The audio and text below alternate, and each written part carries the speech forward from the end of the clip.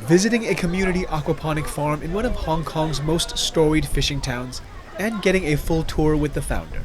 All this and more right now on the Clumsy Gardener. It's a little bouncy on this ferry.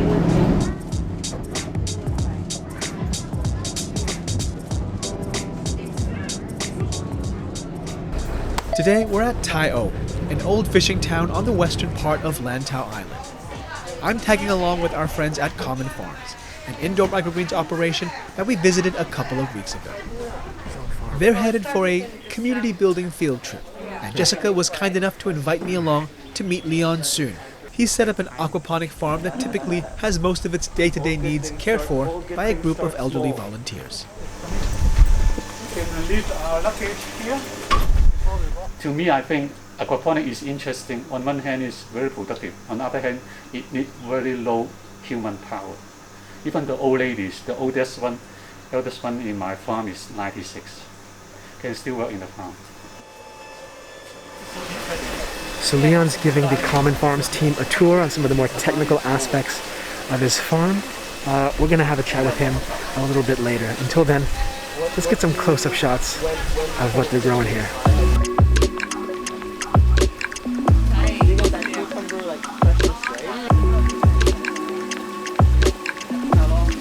I love Tai O from the very beginning. As a reporter, I come across Tai O and find it's so amazing and beautiful, and the people here are so warm.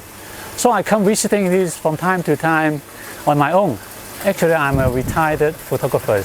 By the time I'm going to retire about 5-6 years ago, I want to find something meaningful to do in my retirement. So I come across aquaponics. After going to Taiwan to study this further and realizing its potential, he started to experiment, and eventually this space was set up in Tai O and has become a place where members of the community participate in their own food production. I want to have every community have this kind of farm so the elderly will have a good place to spend their life. It's a very different kind of life in the community. The good thing is the old ladies love the fish. They come every day to visit the fish. Leon walks us through the entire setup, starting with the fish that provide the waste for the farm. The system begins here. Here we keep lots of J perch. The Australian streamfish, they are so delicious, rich in omega-3. After they eating the fish, they produce a lot of poo-poo, and the poo-poo we will collect into this collection tank, try to sediment the larger particles, and then the water will feed through the pipes down to the 4 media back here.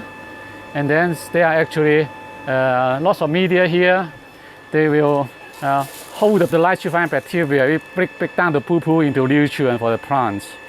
And the water will drain down to the collection tank and back to a sump tank on the other side. And this is the beginning of the water journey. And then we walk through from here. The media used? Clay balls. They provide enough surface area and the right kind of environment for the types of bacteria that convert the ammonia from the fish waste to nitrite, then to nitrates, to grow and break down the waste for the plants to absorb as nutrients. There are 3 more beds on this side. And the water are all collect them back to this large pipe, down to the sump tank. And then we pump up to the filter. After the filtering, removing all the particles, they feed into the valve system. The filter is important though, because not everything the fish produce dissolves. And there are a lot of solid waste. They are, cannot be broken down. So we have to use the filter to remove this solid waste. Otherwise, they will stuck the system. But still, even this solid waste, they are still very organic. The organic farmer can take this waste to grow the plant. So there's nothing waste. In the summer, we don't go much because of the temperature, but here, the water will just pass through the valve system, and then there's another pump. The water will pump back into the fishing tank on the other side.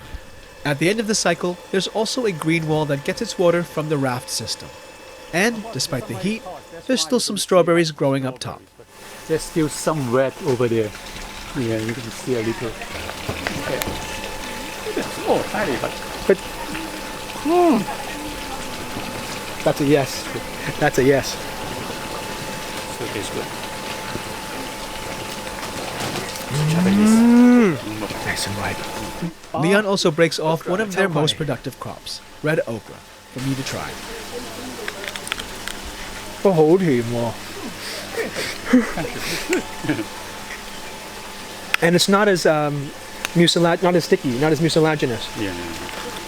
I don't know why the system is so fantastic. You were right, Alex. You were right. Alex is right. Alex had one earlier, and that's what he said. Alex is right. The food here is so secure because what you put in the system, you have 100% control. If you don't put anything wrong into it, you are eating perfectly secure food at the end and safe, good to your health. And that's what we lack of nowadays because we just don't know how the food is being produced. But here, we know how we produce our food. Anyway, everyone, thank you so much for watching. Take care. Happy growing. We'll see you next time. Okay, sorry.